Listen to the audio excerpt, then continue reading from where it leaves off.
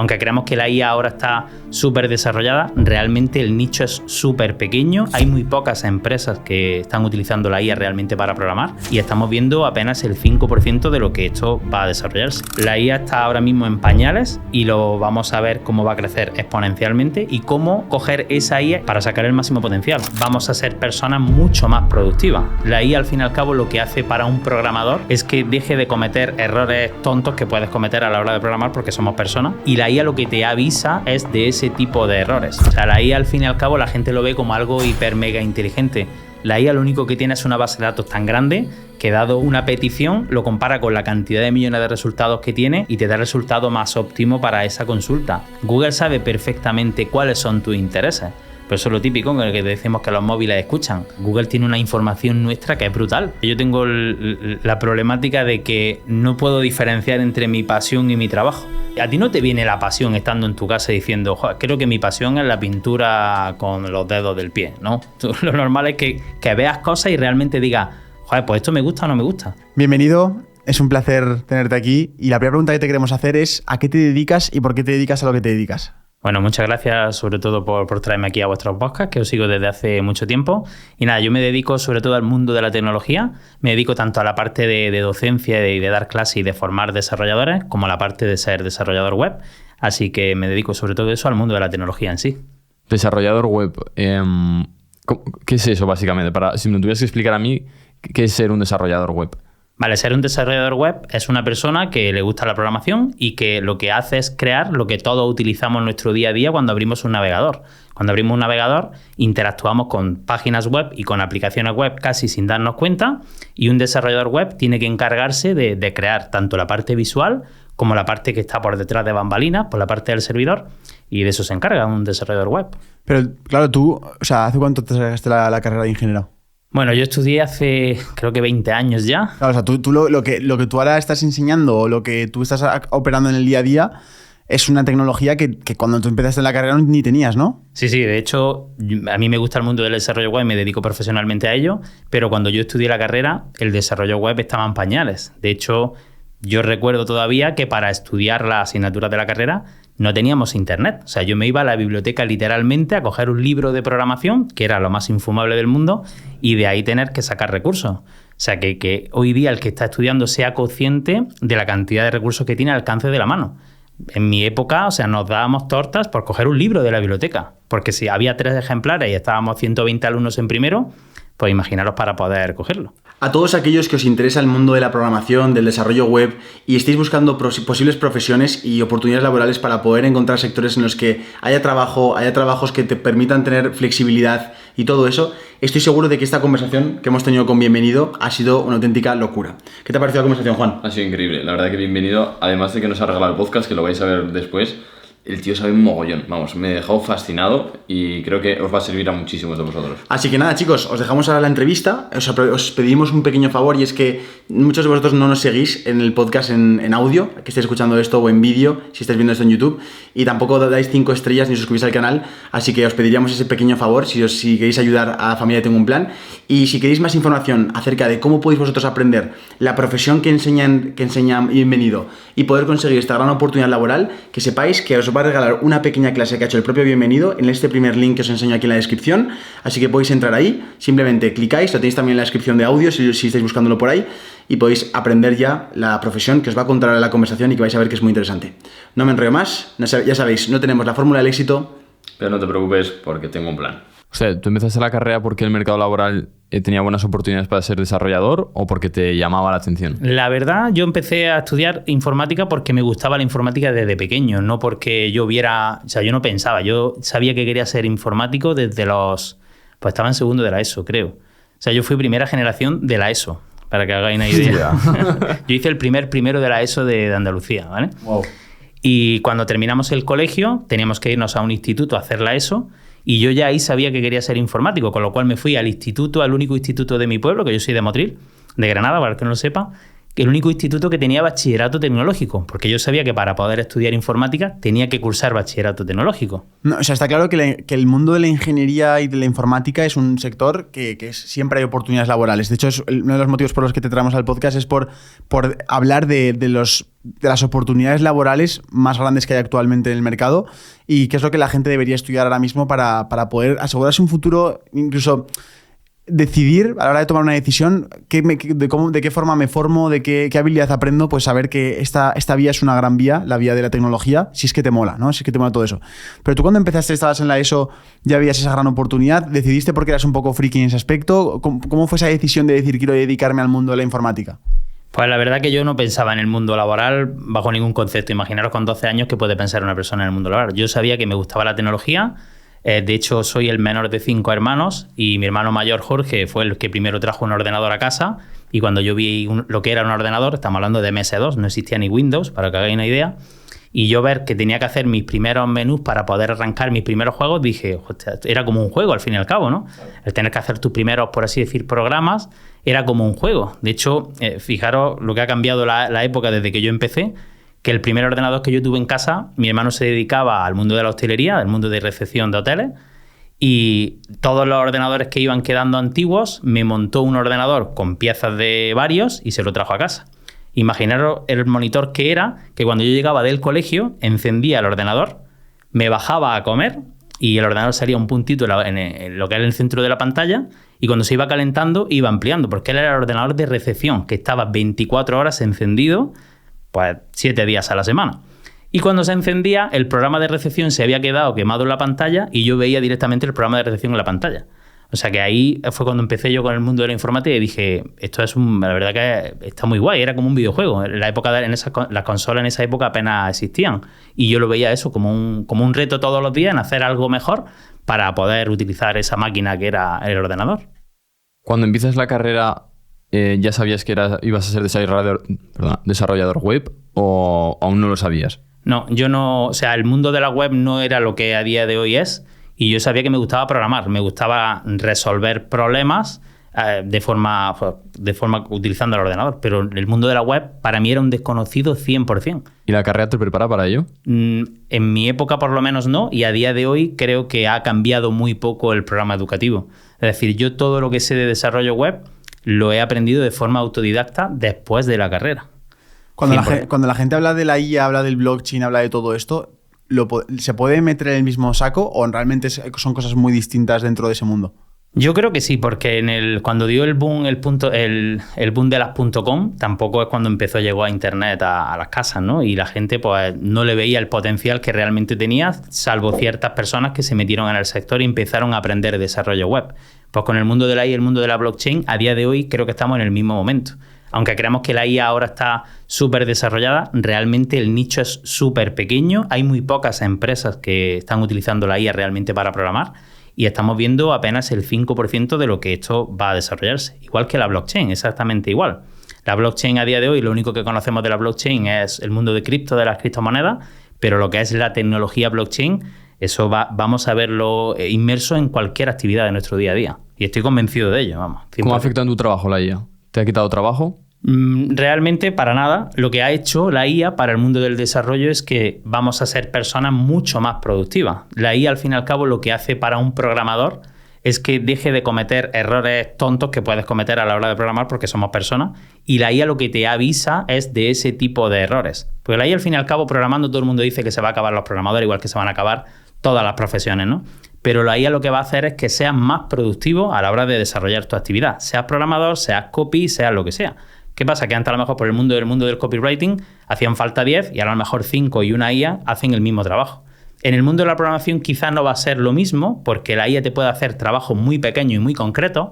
Por ejemplo, le puedes decir a la IA, quiero que me desarrolles un login con JWT. Ok, la IA es capaz de hacértelo. Pero de ahí a que la IA se ponga a pensar y a estructurar una aplicación web o una arquitectura que resuelva un problema que tenga un cliente o una empresa, eso estamos a años luz, pero a años luz total. Entonces la IA lo que va a hacer es una herramienta más, igual que lo que es la programación, para que una persona que tenga una habilidad de alto valor, pues tenga una herramienta más productiva para llevar a ese desarrollo de esa aplicación. Es como si un obrero tiene que hacer un agujero. No es lo mismo tener una pala que un martillo compresor. Pues exactamente igual. Lo que va a hacer es potenciar pues, que seamos más profesionales en lo que estamos haciendo. Y ahora en tu día a día, si hacemos en vez de un flashback al revés, nos ponemos en tu día a día actual, ¿qué es lo que te mueve a día de hoy? ¿Qué es lo que te hace ilusión? ¿Qué es lo que te llena ese fuego interno?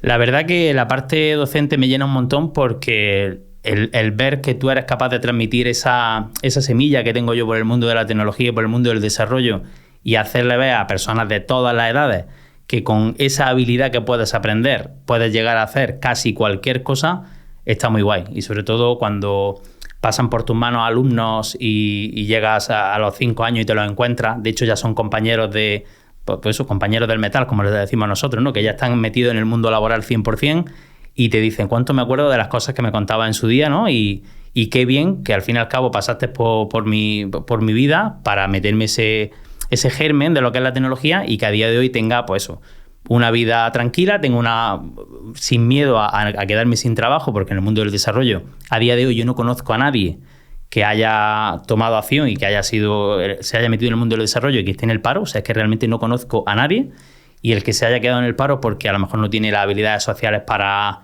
buscarse un poco la vida, ¿no? Que al fin y al cabo no solamente son habilidades técnicas, también tienes que tener un poco de frescura y de echarle ganas a la vida y de tomar acción y decir, oye, que es que quiero trabajar con esta empresa. Pues a muy poca gente conozco de hecho que no conozco a día de hoy, si me pongo a recordar todos los alumnos que han pasado por mi mano, que hayan terminado y que les haya visto yo que tengan ganas por aprender, no conozco a nadie que esté en el paro. Es un buen apunte lo que acabas de decir, porque mucha gente se mete a oportunidades laborales, por ejemplo, escuchan al desarrollo web, escuchan la IA y se piensan que por entrar simplemente ya no hace trabajo, es lo que has dicho tú. Sí, necesitas la aptitud, pero luego también hay una actitud, ese desparpajo de saber ganarte a una persona, de caer bien, que no es únicamente el ser desarrollador web. Pero yo lo que te quería preguntar, una persona que ahora mismo, por ejemplo, es alumna tuya, ¿qué opciones laborales tiene? ¿Va a trabajar para una empresa? ¿Puede montárselo por su cuenta? ¿Cómo lo podría hacer? Pues tiene dos opciones principales, que son, de hecho hay mercado para las dos. Depende del mundo de la tecnología y el mundo del desarrollo, hay muchos campos, ¿no? Es decir, te puedes dedicar profesionalmente a muchos ámbitos. En el tema del desarrollo web, puedes trabajar para casi cualquier empresa, porque ¿qué empresa a día de hoy conocéis vosotros que no necesite una página web? Pero no solamente nos quedemos en las páginas web, vamos a hablar de las aplicaciones web. Os pregunto, ¿qué aplicaciones instaláis vosotros a día de hoy en vuestro ordenador? Vosotros compráis un ordenador nuevo, ¿qué aplicaciones instaláis? Hostia, Google Chrome. ¿Y Google Chrome para qué sirve? Para navegar, por internet. Sí. ¿Vale? Yo si acaso herramientas de trabajo, de Adobe,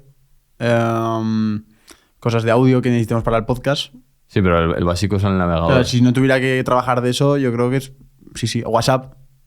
También lo puedes ver vía web. Sí. Lo que quiero, os hago esta pregunta para que seáis conscientes de que a día de hoy no instalamos apenas aplicaciones. Yo vengo de la época en la que para hacer cualquier cosa necesitabas instalar una aplicación en tu ordenador. Es verdad. Hoy con un Google Chrome accedes a cualquier tipo de aplicación web que te hace la misma función que una aplicación instalada en tu ordenador. ¿Esto qué significa? Que todas las empresas están migrando a la parte web. ¿Por qué? Porque elimina una barrera de entrada que es grandísima, que es tener que descargarte una aplicación e instalarla. Tú abres una pestaña de navegador, te logueas en el servicio que sea y tienes una aplicación web 100% funcional con un navegador. Os pongo otro caso. Imaginaros el Corte Inglés, por ejemplo, ¿no? La aplicación de gestión que tiene el Corte Inglés para una caja.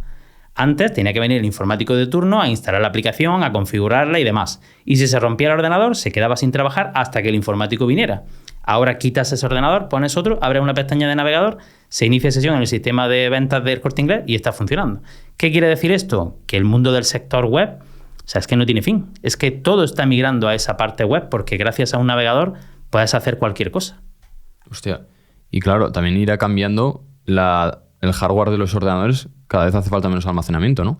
100%. De hecho, a día de hoy hay sistemas operativos como por ejemplo Chrome OS, que es un sistema operativo que vienen en algunos notebooks, que lo único que tiene es un navegador. ¿Por qué? Porque ya no requiere de almacenamiento, porque para eso tenemos la nube, no requiere de un procesador súper potente, porque casi todo lo hacemos directamente en la nube, y eso requiere que el hardware sea cada vez más pequeño, más barato, más asequible, y que al final esos servicios cloud pues, los utilicemos para hacer ese tipo de cosas. Antes tenías que tener un ordenador potente, con mucho almacenamiento y con muchas características hardware. Eso, al estar cada vez más en la nube, con cualquier con una nevera que tenga una pantalla con conexión a internet podemos acceder a cualquier aplicación web.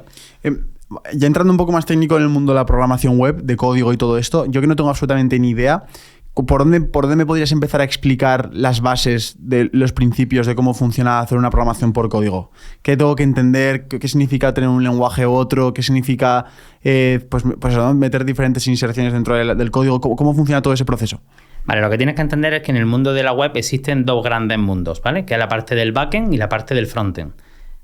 Para hacértelo así de entender muy fácil, la parte del frontend es lo que los usuarios veis, es decir, con lo que vosotros interactuáis, que es la interfaz de usuario con la que vosotros pues hacéis lo que tenéis que hacer en la aplicación web. Por ejemplo, en YouTube, cuando pinches en un vídeo, lo que estás diciendo es que quieres ver ese vídeo, una cosa muy simple, ¿no? Pero ¿eso qué es lo que está haciendo? Mandando una información al servidor de YouTube de que el usuario quiere ver este vídeo, ¿no? Entonces, por eso hay dos partes. Está la parte del backend y la parte del frontend. La parte del frontend es la de los usuarios normales y la parte del backend donde está toda la lógica de negocio. Porque que tú hayas visto ese vídeo, ¿qué significa? Que tú tienes intereses similares a ese vídeo, ¿verdad? De hecho, vosotros lo sabéis mucho porque estáis metidos en el mundo de YouTube. Claro. Imaginaros el servidor de YouTube, la base de datos que tiene que tener para guardar todas las preferencias que tenemos nosotros a la hora de ver vídeos para mostrarnos una publicidad u otra. Entonces, hay programadores backend que se encargan de esa lógica y programadores frontend que se encargan de la parte visual, que es con lo que interactuamos nosotros. Entonces, cuando tú empiezas en el mundo del desarrollo web, existe un perfil que es el desarrollador full stack, ¿no? Que es el que controla los dos ámbitos, la parte del backend y la parte del frontend. De ahí viene lo de full stack. ¿Qué pasa? Que una persona no nace diciendo quiero ser desarrollador full stack. Normalmente a ti te gusta más o bien la parte del frontend o bien la parte del backend. Entonces, imagínate que te gusta más la parte del frontend, ¿no? Lo visual. Pues tienes que tener algún tipo de nociones de diseño y tienes que utilizar las tecnologías que se utilizan para hacer esa parte de diseño. Y cuando ya controlas una de las partes, es muy importante por lo menos conocer también la otra parte. Porque al tener la visión completa de cómo funciona una web, por ejemplo, que eso la gente muchas veces no se lo pregunta, es cuando entiendes qué tienes que hacer en una parte para que la otra vaya bien y qué tienes que hacer en la otra para que la otra vaya bien. Y eso es lo que viene siendo un desarrollador full stack, que a día de hoy es el perfil que más demanda la empresa. ¿Por qué? Porque como entiende las dos vertientes, van a poder hacer tareas tanto de la parte del backend como de la parte del frontend. Pero el frontend no es como más la estética. Es la parte de la estética. O sea, que se vea bonita la web. Sí, pero tiene toda la parte de interacción. Por ejemplo... o sea, también hay mucho lo del user experience esto, ¿no? Claro. Vale. Los botones y demás, ¿no? Claro, los botones, lo que son los formularios para rellenar, que una web se vea bien en un dispositivo o en otro, porque a día de hoy el 90% del tráfico casi se hace desde móvil. Claro. Entonces, una misma web se tiene que ver bien en un móvil, en una tablet más grande, en un ordenador portátil, en un ordenador con una pantalla más grande. Todo eso se encarga el frontend. Entonces, dependiendo qué te gusta más, la parte visual o la parte solamente de lógica y lógica de negocio. Entonces, normalmente tú empiezas por una de esas dos vías. Pero es fundamental conocer las dos partes porque al final van a juntarse de una manera u otra. Por eso, los desarrolladores full stack pues son los perfiles que más demandan las empresas porque lo pueden trabajar en cualquiera de las dos vertientes. Y sobre todo van a ser los que son de punto de unión de los desarrolladores frontend y backend. De hecho, normalmente los desarrolladores full stack suelen ser los jefes de proyecto. ¿Por qué? Porque como entienden cómo funcionan las dos partes, son los que toman decisiones de cómo vamos a hacer la arquitectura de una aplicación, por ejemplo. Bienvenido, te lanzo una pregunta desde la ignorancia, ¿eh? ¿Por qué voy a contratar a una persona así si existe WordPress o existe Elementor? Te hablo de webs básicas como por ejemplo la de Tengo un Plan o cosas así. ¿Por qué tengo que contratarlo? Vale, cuando utilizas WordPress o utilizas Elementor, en el 90% de las veces vas a comprar una plantilla que la vas a instalar a tu web, ¿vale? La gente cree que cuando tú tienes una empresa tienes una marca, tienes un branding corporativo. Entonces tú dices, vale, compro esta plantilla y lo que hago es que adapto mi plantilla a mis contenidos y a mi branding, ¿no? Y al final suele ser lo contrario. Tú al final tienes que adaptarte a esa plantilla o a ese sistema de editor visual, con lo cual te estás cargando tu parte de branding, porque te estás jugando tu marca y la estás adaptando a una cosa que no está hecha para tu marca. Mientras que si eres un desarrollador full stack especializado en frontend, vas a hacer una web adaptada 100% a tu branding y adaptada 100% a los contenidos que vas a ver. Por eso estamos acostumbrados a ver todas las webs iguales. Porque todas las webs, al fin y al cabo, tiran de plantillas, no tienen un equipo de diseño que realmente se ha planteado, oye, cómo es mi marca y cómo quiero presentar mis contenidos, sino que simplemente se han cogido ya una forma de presentar los contenidos y lo han adaptado a su marca. Por eso vemos todas las webs iguales. Entonces, un desarrollador que haga las cosas desde cero bien hechas va a poder hacer casi cualquier cosa, porque no se tiene que adaptar a un elemento, por ejemplo. Entonces... Claro, entonces una persona así es contratado por ciertas empresas para diferenciarse.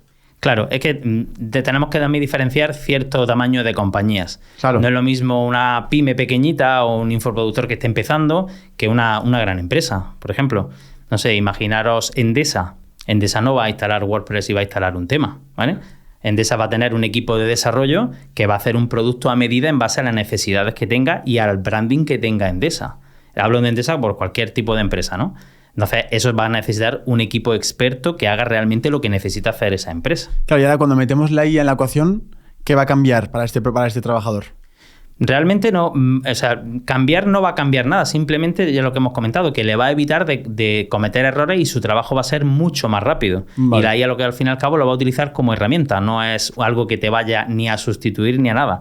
Volvemos a lo mismo, si una empresa tiene unas necesidades, cuéntele las necesidades a la IA a ver qué solución te da. Vale, ¿hay alguna probabilidad de futuro en el que sea algo catastrófico la IA? Es decir, ¿hay alguna probabilidad en la que ya estoy ya un poco ya más como hablando entre amigos, ¿no? De, oye, eso que se puede visualizar del apocalipsis, los robots contra los humanos, etcétera, ¿cuánto de probable crees que puede llegar a ser ese escenario? Yo creo que estamos a muchísimos años luz de que ocurra eso. O sea, la IA al fin y al cabo la gente lo ve como algo hiper mega inteligente. La IA lo único que tiene es una base de datos tan grande que dado una petición lo compara con la cantidad de millones de resultados que tiene y te da el resultado más óptimo para esa consulta. Vale. No piensa, o sea, no es un elemento que vaya a pensar como podamos hacer un ser humano a día de hoy. Aunque estén trabajando en ello, obviamente, pero quedan muchos años hasta ver Skynet. ¿La base de datos está conectada a Internet o es del montón de datos que le hemos metido ya? Depende. Hay bases de datos que se nutren de toda la información que hacemos nosotros o hay bases de datos específicas que tienen las propias empresas. Por ejemplo, imaginaros una empresa de logística que se dedica con sus camiones a transportar, no sé, gasolina, ¿vale? Una empresa logística de gasolina que trabaje por todo el mundo. Todos esos camiones que van llevando la gasolina dan datos todos los días. ¿Cuál es el precio medio que le cuesta el combustible, el salario medio del empleado, el coste que tiene cada coche? Imaginar una empresa que tenga una flota de 1000 camiones. Lo normal es que queramos tener toda la información disponible y estructurada para que eso nos ayude a tomar decisiones, ¿no?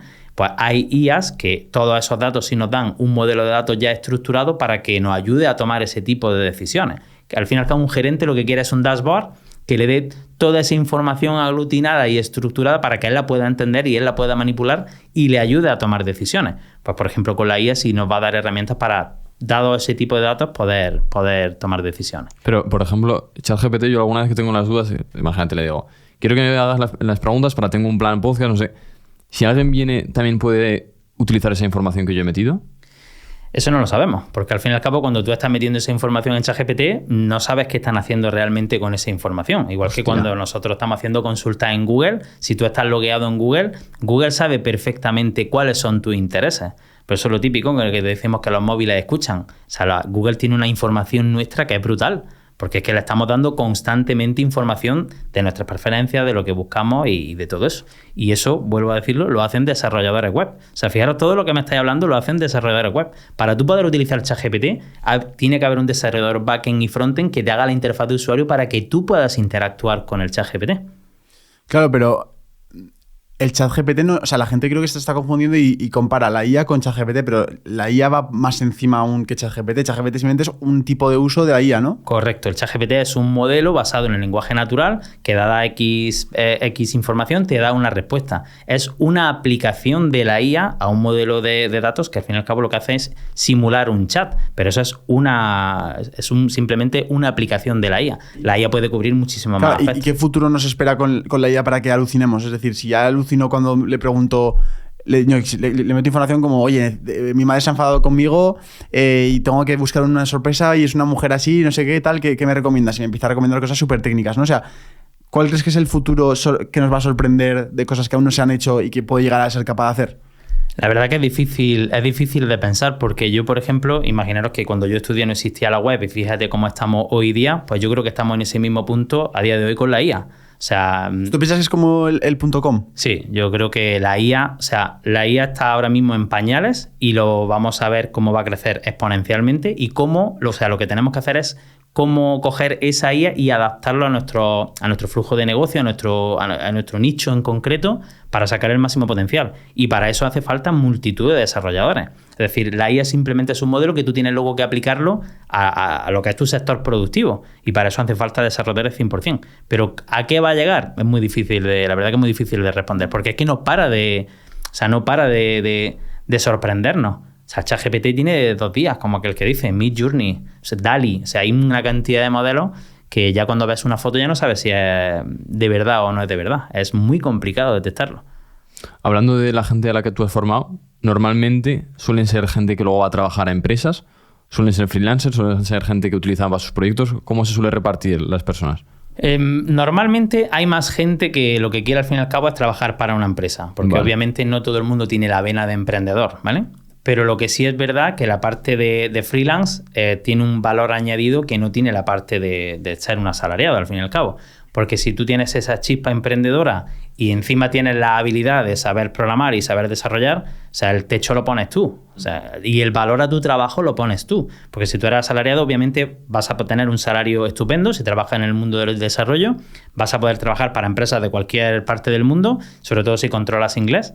Pero es que además, si eres freelance, o sea, y tú ya eres muy experto en una materia en concreta, es que vas a ser tú el que elijas con quién vas a trabajar. Porque las empresas al final, cuando tienen una necesidad, cada vez más lo que van a buscar es al mejor talento que le va a cubrir esa necesidad.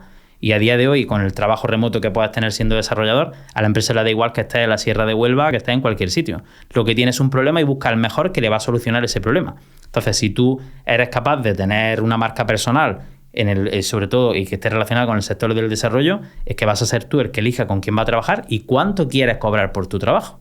Porque al final lo que tienes que poner en valor es qué gana esa empresa cuando tú le solucionas ese problema. Y en base a eso, pues puedes decir que mi precio hora ya no sería ni precio hora, es decir, yo por hacerte esto cobro esto, porque soy el mejor en hacer eso. O sea, tenemos de todo. Yo tengo alumnos que buscan la parte de asalariado y la parte de freelance. De gente que tiene mucha vena. Es mucho potencial, para freelance es una locura. ¿Lo de inglés lo has dicho para trabajar en Estados Unidos y te pagan más? ¿O sí, sobre todo los salarios en Estados Unidos, vamos, un salario de $100,000 al año por siendo desarrollador lo tienes sin ningún tipo de problema. De hecho, en Europa también tienes esos salarios.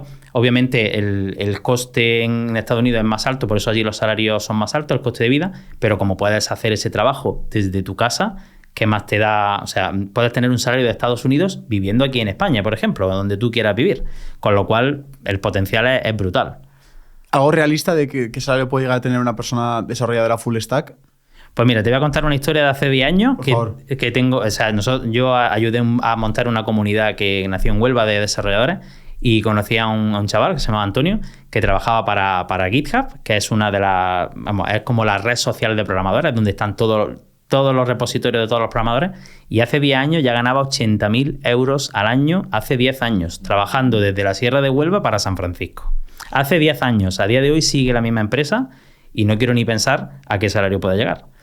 Pero un junior a día de hoy aquí en España que sea desarrollador full stack, para empezar ganando 30 o 40.000 euros no tiene que correr nada, siendo junior. O sea, un junior con 3 o 4 años de experiencia puede pedir casi lo que quiera. De hecho, hay mucha rotación de esos perfiles porque hay tal demanda y tan poca gente bien preparada que, vamos, hay una rotación que es brutal. Y para que no haya esa rotación, porque al final las empresas lo que quieren es tener equipos lo más cohesionados, pues los salarios son muy buenos y las condiciones son muy buenas. Cuando empezaste tú, bueno, no hace falta que digas cuánto cobrabas, pero ¿estaba ya bien pagado? Lo que pasa es que cuando empecé yo, el sector de la tecnología no estaba tan en auge como estos últimos años, ¿vale? Era como un nicho mucho más cerrado en el que costaba mucho más entrar. Y en Madrid, por ejemplo, sí había salarios mucho más altos que en la parte de Andalucía donde yo vivía. Tampoco existía el trabajo remoto. O sea, el trabajo remoto no existía porque ni la tecnología lo permitía, ni las conexiones a internet que teníamos lo permitía, pero obviamente los salarios eran mucho más superiores a la media de cualquier tipo de habilidad que yo conociera, salvo que seas cirujano o seas ingeniero aeronáutico. Un programador a día de hoy es de las profesiones mejor pagadas que yo, por lo menos que yo conozco. Entonces ahora una de tus partes es formar a gente de este estilo. ¿Y cómo lo hacéis? ¿Cómo hacéis esa formación? Vale, yo tengo dos vertientes. Tengo por una parte formación presencial y por otra parte soy director académico en Conquer. Y yo tengo las dos vertientes, ¿no? La parte presencial, en la que al fin y al cabo pasan por mis manos todos los años unos 30 o 40 alumnos, y ahí tenemos una formación obviamente mucho más de tú a tú, pero con Conquer, por ejemplo, tenemos ya casi 1000 alumnos, que tenemos alumnos de casi todas las partes del mundo, y tenemos alumnos pues, de Argentina, de cualquier parte, sobre todo de Latinoamérica, de Estados Unidos, y de España tenemos muchísimos, y tenemos una formación, un máster en desarrollo full stack, ¿vale? En el que lo tenemos súper pensado para que desde cero pueda ser desarrollador full stack, ¿vale? Más o menos en un año, dedicándole unas 10 horas al día, en el que lo tenemos dividido en 5 pasos y lo tenemos perfectamente estructurado para que, sin tener ningún tipo de conocimiento, pueda ser desarrollador full stack.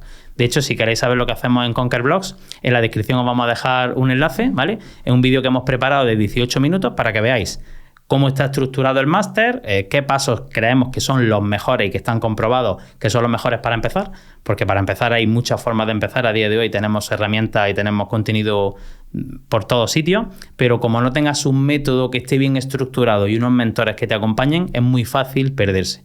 Así que en el enlace de la descripción, cualquiera que esté interesado puede acceder a esa clase gratuita y ahí tiene toda la información necesaria. ¿Son 10 horas al día? No, perdón, 10 horas al día, no, perdón, 10 horas a la semana. Ah, vale. Tenemos estipulado bueno, eso, que durante un año unas 10 horas a la semana. Hay gente que le puede dedicar más y gente que le puede dedicar menos, pero tampoco significa que te puedas tirar 10 horas estudiando al día, porque como en todo, las personas no estamos preparadas para coger 10 horas al día de contenido, ¿no? Nos explotaría la cabeza. Por eso lo tenemos estimado más o menos en 2 horas y luego pues tiene una parte práctica, obviamente. Una cosa son las clases y otra cosa es la parte que tú tienes que practicar. Porque yo siempre lo digo, tú no aprendes algo hasta que no lo pones en práctica. Por mucho que te cuenten, tú escuchas la clase, fantástico, pero hasta que tú no, como digo yo, tú no te manchas las manos, no es cuando realmente aprendes. Y tal como está diseñado ahora el sistema educativo, por ejemplo, en ingeniería informática, ¿piensas que está diseñada de la forma más óptima para que una persona salga bien preparada? Yo creo que no. Yo creo que no, porque al final la universidad se rige por unos decretos y unos programas que tardan muchos años en cambiarlos, y esto va a que se las pela. O sea, el ritmo de cambio de la tecnología es brutal. Las necesidades de las empresas van cambiando año tras año. Y a lo mejor un decreto se puede tirar 10 años en vigor o 15. Y eso es una barbaridad para el sector de la tecnología. Sí es verdad que te va a dar las bases para que cuando termines tú puedas aprender casi cualquier cosa, pero ojo que estamos hablando de 4 años de formación para que tú puedas aprender cualquier cosa. Bajo mi punto de vista es mucho más práctico aprender algo que tenga una inserción laboral rápida, porque al final tú vas a aprender realmente trabajando. Porque al final en la universidad tienes pues unas 11 asignaturas por curso, estamos hablando de unas 40 asignaturas que vas a tener en toda la carrera, y ahí te van a contar muchas cosas, pero realmente de lo que tú luego te vayas a dedicar, seguramente el 60% no te sirva, porque no te dedicas a ello. Entonces es preferible aprender una habilidad de alto valor que te dé una inserción laboral rápida y que ya cuando estés trabajando te especialices en lo que tú quieres. Porque también puede darte el caso de que termines la carrera y cuando empieces a trabajar digas, oye, es que esto no me gusta realmente, el trabajo este. Y dices, Dios mío, es que he hecho una ingeniería para esto. De hecho, tengo un familiar que estudió la ingeniería superior de informática y cuando empezó a trabajar digo, esto no es lo mío. Y se dedicó al mundo de la cocina y a día de hoy es cocinero, porque es que él es feliz cocinando. Entonces, ¿para qué necesitas 4 años para darte cuenta de eso? Aprende algo que te dé la habilidad de insertarte en el mundo laboral y ve si realmente eso es lo que te gusta. Total, a mí me pasó igual. Entré en ingeniería mecatrónica, empecé al principio, sí, bueno, es que me cambié no sé cuántas veces, para que te hagas una idea. Perdón, empecé en doble grado de mecatrónica y yo entré con la idea de que quería ser telemétrico de motos. Y dije, yo no voy a estar aquí 4 años para probar si lo de telemétrico de motos. Me puse a mandar un montón de correos y me cogieron un equipo a 0 euros, me tenía que pagar yo el alojamiento. Me puse a hacer telemétrico y digo, pues si no me gusta. Claro. Si esto es una matada y encima no ganas dinero. Y te das cuenta, digo, llego a probar esto el 4º año y me pegó un tiro, porque me he pegado 4 años haciendo ingeniería que normalmente 4 años no te pegas, te pegas 5 o 6 totalmente. Y no sabes qué hacer luego.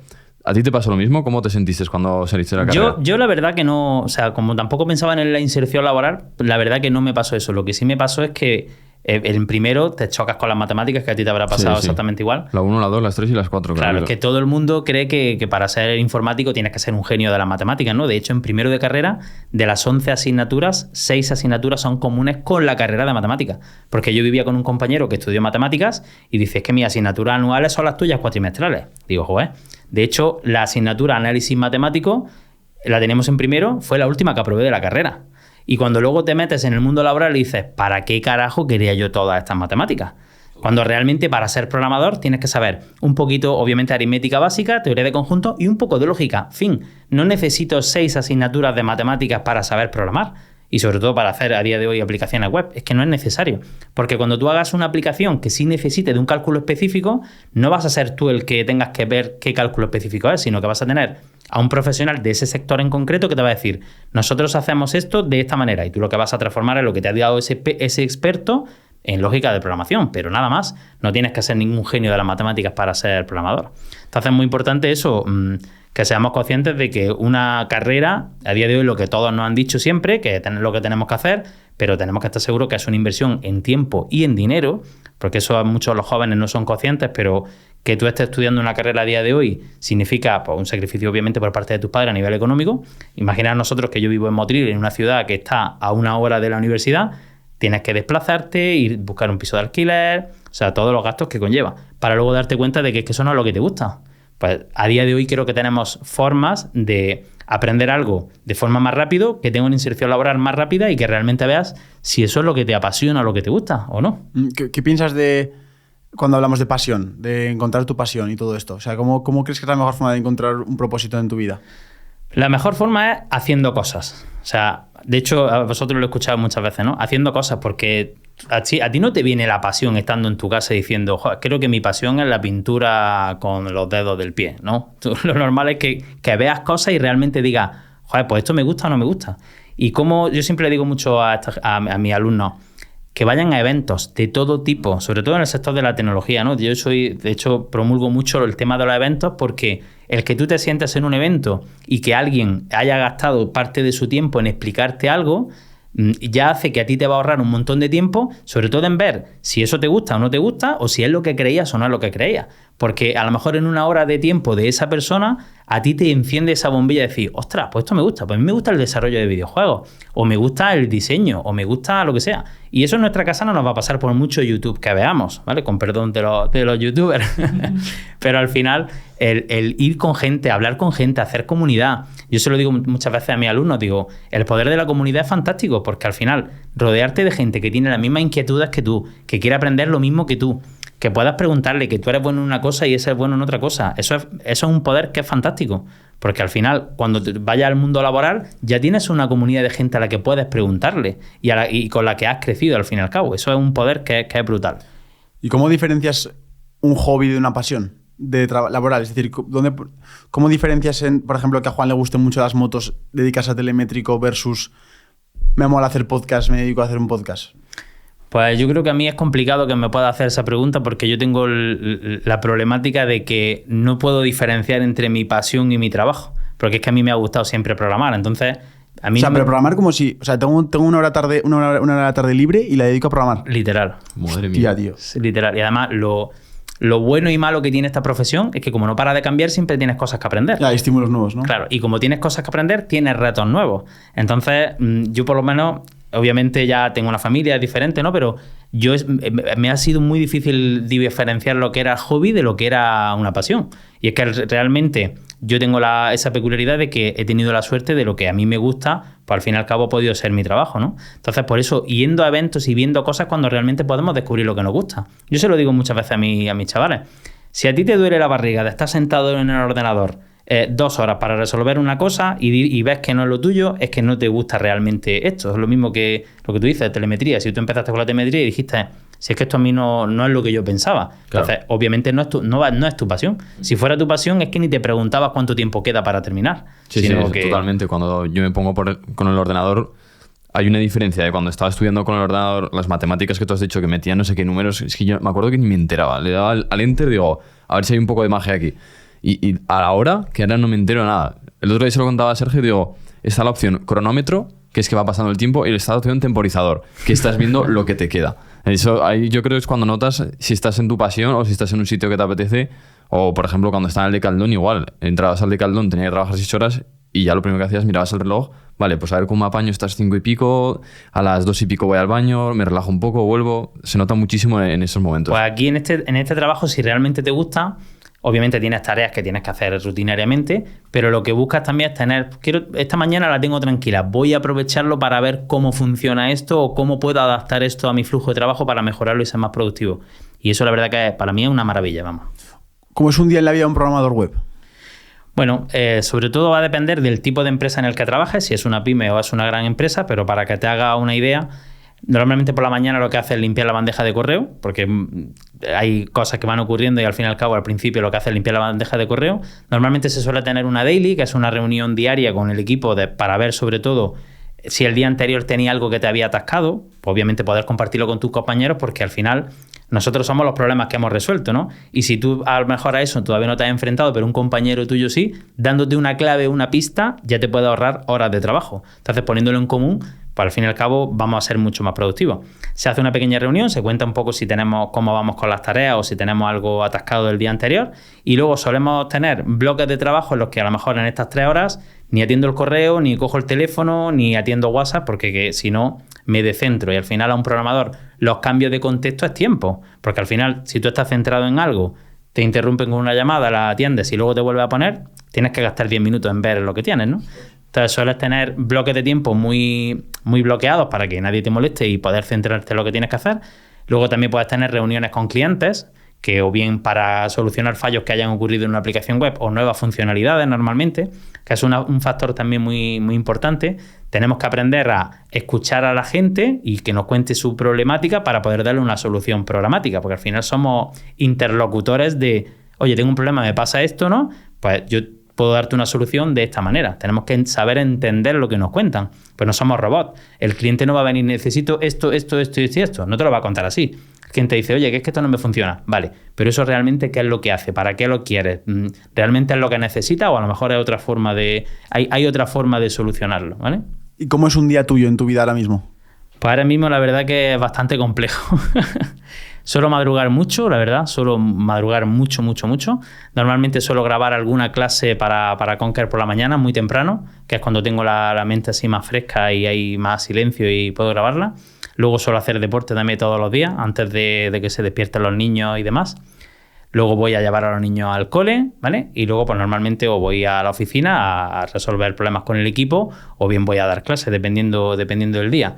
Y luego a lo largo del día pues suelo tener bastantes reuniones también, sobre todo para dirigir proyectos y para escuchar las necesidades y poder orquestar una solución y hablar con el equipo. Pero el día suele ser muy largo. ¿Y qué tal has llevado la transición de estar metido en el barro como programador a ahora gestionar personas? Porque tú ahora ya no estás dedicándote 100% a programar una web, ¿no?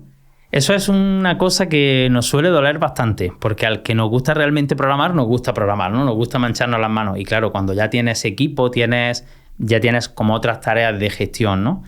Y hay cosas, suelo reservarme ciertas cosas que solamente hago yo, porque obviamente las disfruto y son las que más a lo mejor repercusión económica puede tener, porque a lo mejor son horas un poco más concretas, ¿no? Pero es una transición difícil. De hecho, ¿verdad? Los project managers suelen ser desarrolladores full stack que ya tienen obviamente cierta experiencia en hablar con clientes, en gestionar equipos y obviamente cogen más responsabilidades, pero el soltar, por así decirlo, el barro suele ser bastante complicado. Y no todo el mundo lo lleva bien, la verdad, ¿eh? Porque no todo el mundo...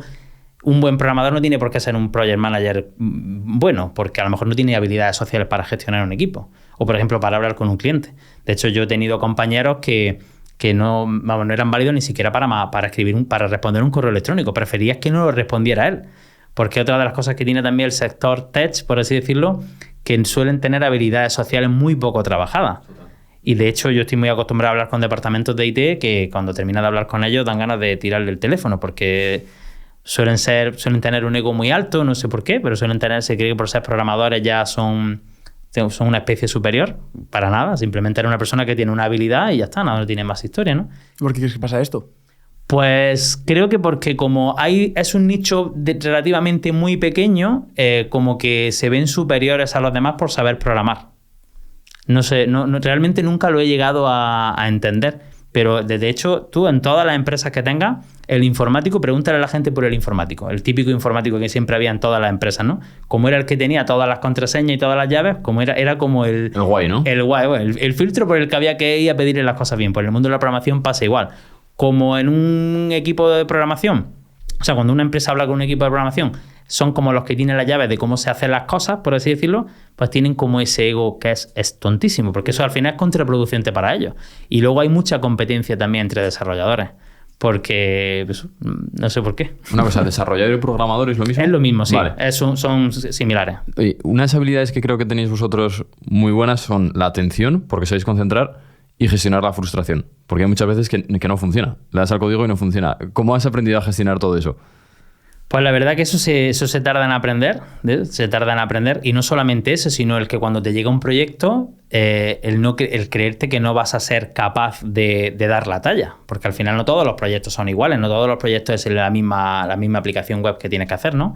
Entonces cuando te llega alguna aplicación y ves que realmente no llegas al 100% de conocimiento para poder desarrollarla, tienes un síndrome del impostor brutal. Ya ves. Pero es que creo que nosotros vamos a tener síndrome del impostor siempre, porque la tecnología no para de cambiar. Es imposible. O sea, yo no conozco a nadie que controle ni todos los lenguajes, ni todas las características, ni todas las... Es imposible. Entonces el síndrome del impostor lo tenemos ya como asimilado y forma parte de nuestro día a día. De hecho, el que no tenga síndrome del impostor corre el riesgo de tener un ego demasiado alto, porque aquí no paras de aprender en toda tu vida. Sí, justo nos lo explicaban el otro día en un podcast, que dice, hay varios niveles de síndrome de impostor y tener un poco está bien porque te hace estar alerta y el querer aprender más. Sí, totalmente. Además, es lo que te hace, pues eso, que salga una nueva tecnología y que ya quieras cogerla y ver por lo menos por dónde anda, para si algún día tengas que utilizarla, ya tengas algo adelantado. ¿Es verdad eso que dicen de que cuando tienes un problema que no te sale, es mejor dejarlo descansar y ir al día siguiente? 100% real. De hecho, a mí me pasa casi a diario. De hecho, yo antes cogía mucho la bici y no os podéis hacer una idea la cantidad de veces que estando con la bici digo, adiós, ya sé cómo hacer esto. Porque a lo mejor tú estás centrado en algo y estás súper enfocado ahí pensando en eso y no te sale. De hecho, me ha pasado también durmiendo. Pasas muchísimas veces cuando estás dormido y está esto que te queda duerme vela y se te ocurren cosas. Conduciendo pasa una barbaridad. Porque yo conduciendo también suelo desconectar un poco el cerebro, ¿no?, de tu día a día y te suelen ocurrir cosas. En el cine a mí me ha pasado en todos sitios. Cosas que no das pie con bola en el momento y que luego cuando llega, además que te cambia hasta el ánimo. Porque cuando tienes algo que no te sale, no paras de pensar en ello. Y ha habido veces que digo, adiós, ya sé cómo, y estás deseando llegar a casa para aplicarlo y ver que realmente es la solución. Y eso es súper gratificante. O sea, el tener retos de esos todos los días, yo no sé a la gente, pero a mí eso me motiva. O sea, a mí eso me motiva y me hace no aburrirme jamás, pero jamás. No es una tarea que tengas que hacer repetitiva todos los días. Cada proyecto es una cosa nueva. Bienvenido. Y una pregunta. ¿Se te pasa el arroz para ser programador o no se te pasa el arroz? Es decir, ¿hay gente ya demasiado mayor para empezar en esto? Pues para nada. De hecho, pasa mucho que nos llegan alumnos que tienen ya unos 40 y algo años y siempre le cuento la misma historia de una persona que tengo muy cercana a mí, una persona que estudió lo que es el grado superior de informática hace 30 años, o sea, fijaros la cantidad de tiempo que hace, y luego por causa de la vida se hizo fotógrafo. Y se hizo fotógrafo, por el típico bodas, bautizos y comuniones, ¿no? Fotógrafo y videógrafo, montó su estudio y la verdad que le iba bastante bien y estupendo. Pero él siempre había estado relacionado de alguna forma con la informática, pues siempre le había gustado el cacharreo, ¿no? Y le gustaba el tema de las redes, pero claro, no se dedicó profesionalmente a ello, literal. Llegó la pandemia. Y cuando llegó la pandemia ya sabéis lo que pasó con todos los fotógrafos. Ni bodas, ni bautizos, ni comuniones, ni eventos corporativos, ni fotos de sesión. O sea, de facturar X a no facturar absolutamente nada. Entonces, claro, cuando vio que nos confinaron, dijo, aquí hay que hacer algo. Una persona autónoma que obviamente sus ingresos dependen de la actividad que tenga, ni ERTE, ni historias, ¿no? Y dijo, pues, habló conmigo, ¿no? Estuvimos hablando y dice, pues creo que me voy a poner a estudiar seguridad informática. Porque a él le ha gustado siempre el tema de las redes y el tema de la informática y es un nicho que es, si el mundo del desarrollo es concreto, el de la seguridad es más concreto todavía, porque hay muchas menos personas especialistas en eso y a él se le da muy bien las redes. Pues se puso a estudiar y en 3-4 meses se puso al día y empezó a hacer entrevistas de trabajo. En la primera entrevista de trabajo, obviamente, le daban tortas por todos sitios porque ni tenía experiencia ni tenía nada, pero tenía 50 años. ¿Vale? Y con lo que había aprendido en ese tiempo y gracias a las entrevistas que le decían qué requisitos tenían las empresas para seguir formándose, al final consiguió trabajo y de hecho consiguió trabajo. En la edad no contó negativamente, sino que contó positivamente. Porque no es lo mismo entrevistar a un chaval de 20 y pico años que a una persona con 50 años que tenía unas tablas ya de haber sido autónomo durante 20 años, pues imaginaros, ¿no? Y que encima había aprendido lo mínimo indispensable para saber por lo menos defenderse en una entrevista y poder hacer un trabajo medianamente en condiciones. Pues directamente accedió a puestos senior. ¿Qué significa? que la edad, en este aspecto, en la parte del desarrollo, la parte de la tecnología en sí, creo que cuenta incluso en un factor positivo que negativo. ¿Por qué? Porque las empresas lo que buscan son gente responsable, gente a la que se pueda delegar cosas, gente que sepa lo que es realmente trabajar y que dé el callo, y que al fin y al cabo, pues tener cierta edad para nada es un factor limitante. Ya os digo, mi colega tenía 50 años. Joder. Cuéntanos cómo va esto de senior, junior, ¿cómo va? Cuando tú empiezas a trabajar, normalmente empiezas en un puesto junior, ¿vale? En un puesto junior te puedes tirarte por unos 2-3 años, depende de la empresa. Estas son categorías profesionales que le ponen sobre todo las consultoras grandes, ¿vale? Vale. Como por ejemplo KPMG, el San John, todo este tipo de consultoras tienen como una tabla de puestos y de salarios muy bien definida, ¿no? Entonces tú entras de junior y obviamente pues no tienes proyectos a tu cargo, sueles tener a un mentor que siempre está contigo, como un revisor, por así decirlo.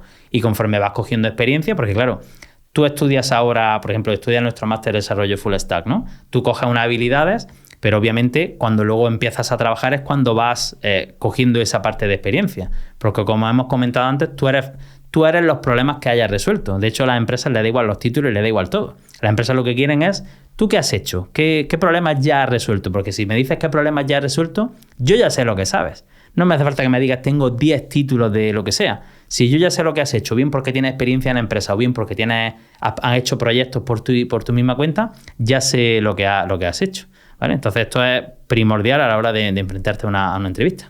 De hecho, yo empecé la marca personal precisamente para que, imaginándome esa entrevista de trabajo, me vieran, vale, Sergio ha sacado un 8 en marketing, ¿no? Un 6 en marketing. Pudiera competir contra los que hubieran sacado un 9 porque aparte enseñaría algo de aterrizado en la vida real. Y yo pensaba, ahora mismo digo, joder, qué razón tenía, pero en ese momento mi lógica era, si enseño algo que he hecho en la vida real, como una experiencia práctica de, mira, este es mi trabajo, así te lo enseño, creo que va a funcionar mejor. De hecho, yo creo que los mejores currículums que se puede preparar una persona a día de hoy es si busca la forma de hacer algo de experiencia laboral, aunque sea gratis. Por eso lo de que a veces nos ponen polémicas con esto, bienvenido, porque recomendamos trabajar gratis.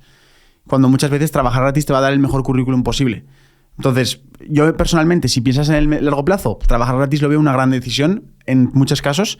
Y si encima, aparte de buscar trabajo cuanto antes, que es el objetivo, puedes entrar en un sector como es, por ejemplo, el del desarrollo, te gusta, obviamente, y puedes ganar dinero por ello, y encima también, joder, es que es una oportunidad increíble. Aparte de lo de... Perdona que te... sí, por favor, si quieres incluir algo... Me he sí, acordado, por favor. sí. Tengo un alumno que hizo grado medio, que el grado medio se hace después de la ESO, se hace el grado medio de informática. Y sí, yo le veía la chispa de decir, este va a llegar lejos, ¿no? Entonces yo daba normalmente mis clases, pero luego siempre le dedicaba un ratillo a él porque siempre iba por delante y quería hacer más cosas y siempre iba por delante, ¿no? Entonces le dije, mira, si lo que tú quieres realmente es esto, búscate algo que quieras hacer, lo que hemos hablado antes, ¿no? Búscate un objetivo. Quiero hacer esto para poder aplicar lo que estoy aprendiendo. Y a este chaval le gustaban mucho los animales, ¿vale? Y dijo, pues bueno, voy a hacer un sistema web para que las protectoras de animales, lo que estamos hablando de trabajar gratis, quiero crear una aplicación web para dárselo a las protectoras de animales, que normalmente son sin ánimo de lucro de ningún tipo, para que ellos puedan presentar qué animales tienen y que la gente que quiera adoptarlos pues pueda ver qué animales tienen disponibles, por así decirlo, ¿no? Y dijo, bueno, pues quiero hacer este sistema web. Entonces, todo lo que aprendía lo iba enfocando a ampliar y hacer crecer esa aplicación web que él se imaginó, ¿no? Obviamente la tiró a la basura y la volvió a empezar muchas veces. ¿Por qué? Porque cuando tú vas aprendiendo, lo que tú sabías hace 3 meses no tiene nada que ver con lo que sabes hoy. Y claro, como tú empiezas un proyecto con lo que sabes, conforme te das cuenta de que ya sabes más, dices, pues lo que he hecho no me sirve de nada. Lo volví a tirar y lo volví a hacer. Es decir, que tuvo como un año, por así decirlo, desarrollando el proyecto, ¿vale? A día de hoy es un CMS, se llama Suki CMS, un CMS, un gestor de contenido, que es 100% gratis. Lo utilizan más de 80 protectoras, 100% gratis. ¿Y eso qué le dio a él? Cuando fue a la empresa a buscar trabajo, digo, mira, es que he hecho esto ya. Es que no te hace falta más. O sea, es que me da igual el título que tengas. Es que yo ya sé que si tú has sido capaz de desarrollar esto desde cero, ya sé que tienes estabilidad, esta, porque te has enfrentado a esos problemas. Por eso nosotros también en nuestra formación lo que hacemos es que obligamos a los alumnos a que hagan un portafolio de proyectos. Aunque sean los mismos proyectos que hacemos en nuestras clases, pero que lo tengan de una forma que sea visible y que lo puedan enseñar. Porque al final va a ser tu carta de presentación a una empresa. De nada sirve que tengas el título, ya sea de Conquer, sea de lo que sea. Al fin y al cabo eres las habilidades que has cogido y los proyectos que has sido capaz de desarrollar. Y para eso es tener un portafolio de proyectos hecho. ¿Y vosotros tenéis empresas Me refiero, empresas para presentar a vuestros alumnos. Sí, nosotros tenemos consorcio con varias empresas que al fin y al cabo la formación está adaptada precisamente a esas empresas, Vale. cosa que no hace en la universidad, por ejemplo. ¿Para qué te sirve tener un bloque de contenidos que no cambias en 10 años? Es más fácil decirle a la empresa, ¿qué es lo que demandáis a día de hoy? Pues demandamos este tipo de profesionales. Oye, ¿qué tal si preparo una formación para preparar este tipo de profesionales? Porque cuando termines me los mandes directamente. Porque al final le cuesta mucho encontrar talento. Porque hay tal demanda, hay tal demanda laboral y hay tan poca cantidad de profesionales realmente que puedan cubrirla, que ya te digo, se dan tortas por conseguirlo. Una cosa que me has contado antes de empezar, que me ha parecido curioso, es el hecho de que en la formación esta de desarrollo full stack que tenéis, que es lo que le hemos puesto el link en la descripción, tienen trabajo garantizado.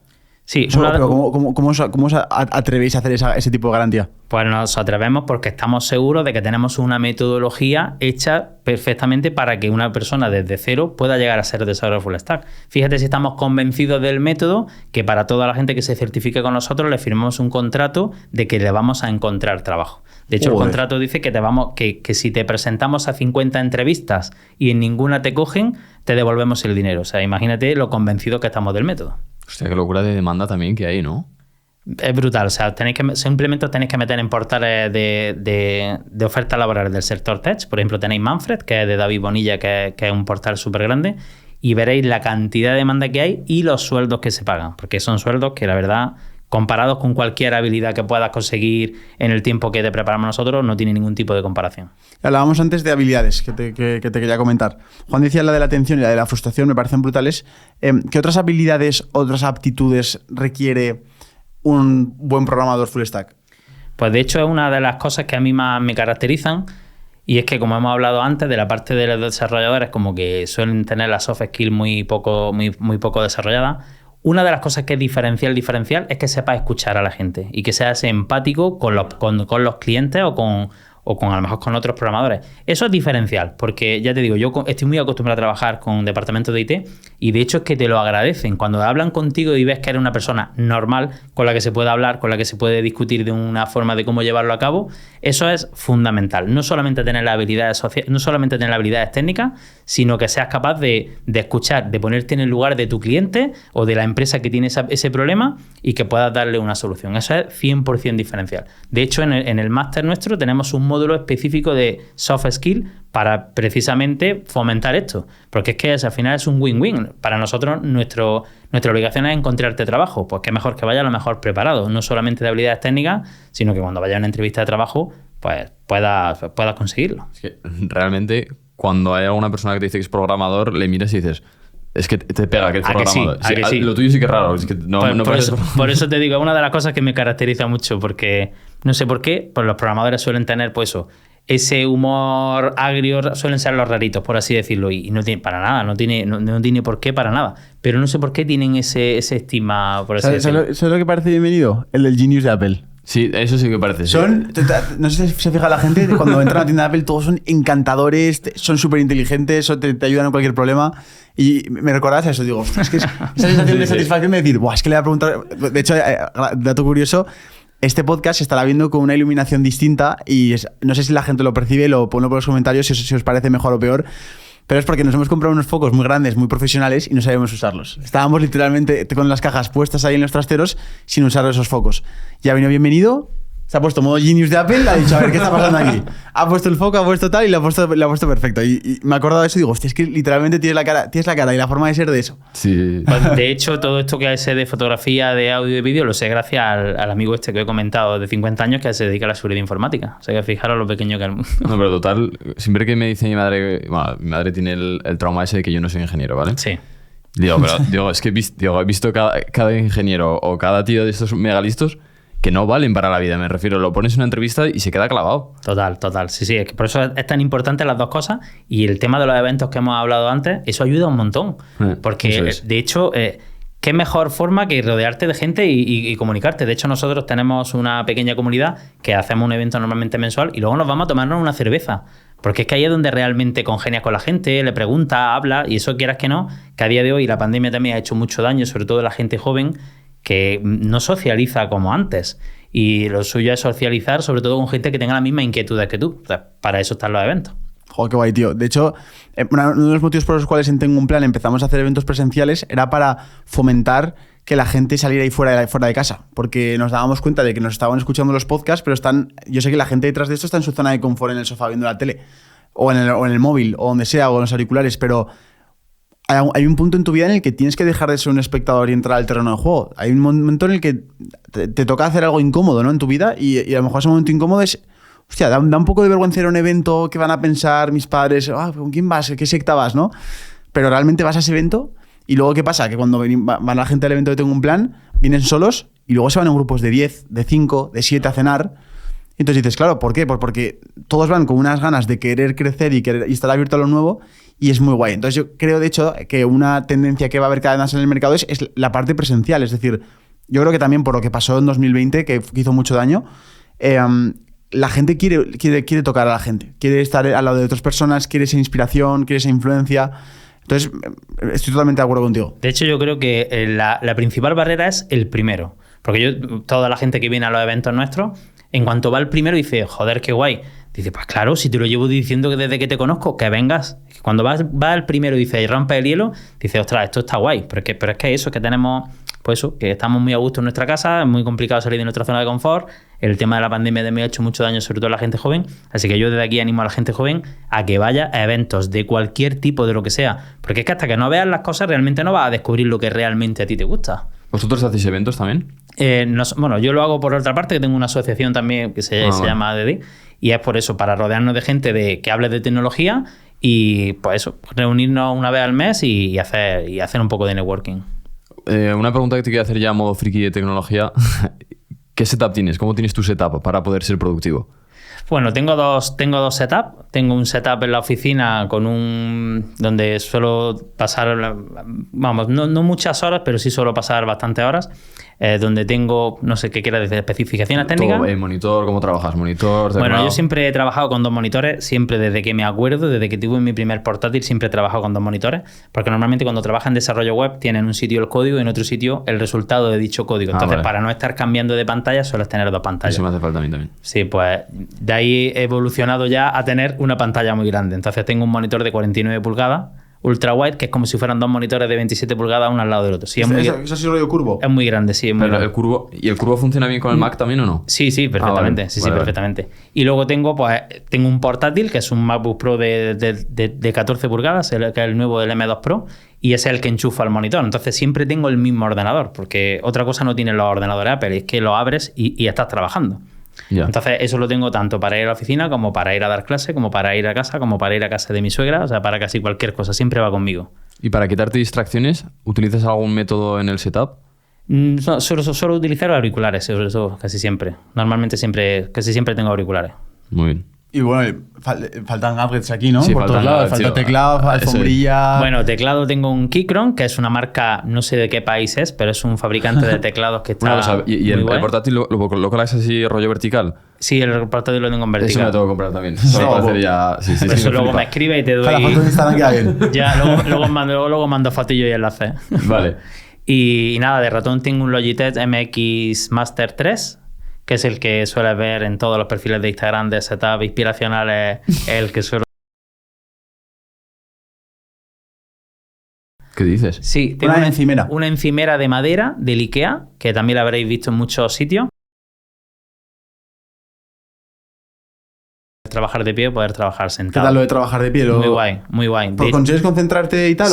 Sí, total. De hecho, tengo hasta una cinta para andar. Responder correos, para consumir contenido, es fantástico. ¿Qué cosa? ¿Cómo es esa cinta? Pues es una cinta que solamente sirve para andar, no sirve para correr. Joder. Y lo bueno que tiene es que no tiene parte vertical, es simplemente de suelo, con lo cual lo puedes guardar debajo de una cama, debajo de cualquier cosa. Ay, qué ¿Vale? bueno. Vale, muy bien. Y es barata, suele... ¿Sentarte en la mesa? No. ¿O puedes andar solo sin más viendo la ventana? Puedes andar solo sin mantenerte de nada. Joder, macho, bienvenido. Has venido para... Tengo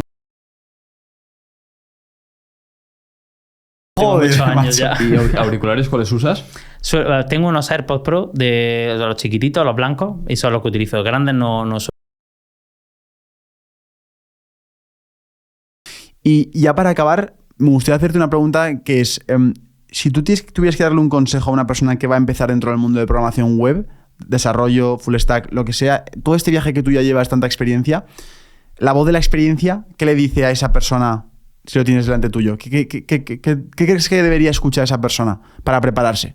Vale, lo importante es lo que hemos comentado antes, que es tener un objetivo. Es decir, aprender por aprender no sirve absolutamente para nada, pero ni para esto ni para cualquier ámbito. Entonces, dime qué te gusta a ti y en base a eso, ten una idea o quieres desarrollar algo en concreto y empieza por aprender qué necesitas saber para poder desarrollar eso que sabes, ¿vale? Otra cosa que es también muy importante, podéis aprender de forma autodidacta 100%, porque al fin y al cabo recursos hay en internet los que queráis, pero es muy importante que tengas una metodología y por lo menos algún mentor que te guíe, porque una de las cosas que yo he echado mucho en falta en mi vida, por así decirlo, en mi vida profesional, es tener ese mentor. Porque yo, por así decirlo, siempre he sido el cabeza de cartel, con lo cual no he tenido alguien a quien yo preguntarle mis dudas ni mis consultas. Y eso al fin y al cabo son horas, tiempo, sacrificio de sacrificar ciertas cosas para poder aprender ciertas cosas y tener a alguien que te guíe y que te ahorre tiempo. O sea, que simplemente que te ahorre tiempo para aprender esto, que es lo mejor, esto y esto. Tengo este problema, ¿por dónde empiezo? Por aquí, por aquí, por aquí. Que no tengas tú que investigarlo, porque eso al final es un sacrificio de tiempo que quema mucho. Entonces, tener un mentor o un profesor, o llámalo como quieras, que te guíe, eso te va a ahorrar una cantidad de tiempo brutal y al final va a enfocarte en progresar mucho más rápido. Por eso lo que estábamos hablando antes, no necesitas 4 años de carrera para ser programador. Si es que aprender a programar es muy sencillo relativamente y sobre todo utilizar la metodología correcta. Por ejemplo, nosotros en el máster utilizamos una cosa que se llama pseudocódigo, que seguramente no lo habréis escuchado en vuestra vida.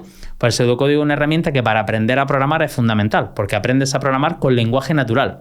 O sea, no con un código de programación que no entienda nadie. Entonces, con eso te enfocas en aprender cómo piensa un programador, no aprender a programar per se desde ya. Esto es que tienes que seguir una metodología correcta. No basta con cogerte un tutorial y venga, voy a hacer lo que hace este en YouTube. Eso no sirve absolutamente de nada, porque al final vas a aprender eso en concreto y ya está. Entonces, lo suyo es tener un objetivo, una metodología correcta y buscarte un mentor. Buscarte a alguien que por lo menos te ahorre los pasos para no gastarte y aprovechar el tiempo que dediques pues, a progresar lo más rápido posible. Genial, bienvenido. Oye, muchísimas gracias por haber estado aquí en Tengo un Plan. La verdad que ha sido muy inspirador y sobre todo mucha gente que igual se siente perdida puede encontrar una pasión nueva y eso es genial. Así que debajo vamos a dejar toda la información que ha dicho bienvenido, toda la clase gratuita. Echarle un ojo, seguramente os interese. Si te ha gustado este episodio, puntúalo con 5 estrellas en audio. Si te ha gustado en YouTube, danos un me gusta y que se suscriban, por favor, que muy poca gente está suscrita, tío. Bienvenido. No sé qué está pasando. Pues eso, pero tenéis muchas visualizaciones. Eso significa que el algoritmo es inteligente. Nada. Se tiene que suscribir. Muchas gracias por estar aquí y nos vemos en el siguiente. Adiós. Chao. Gracias.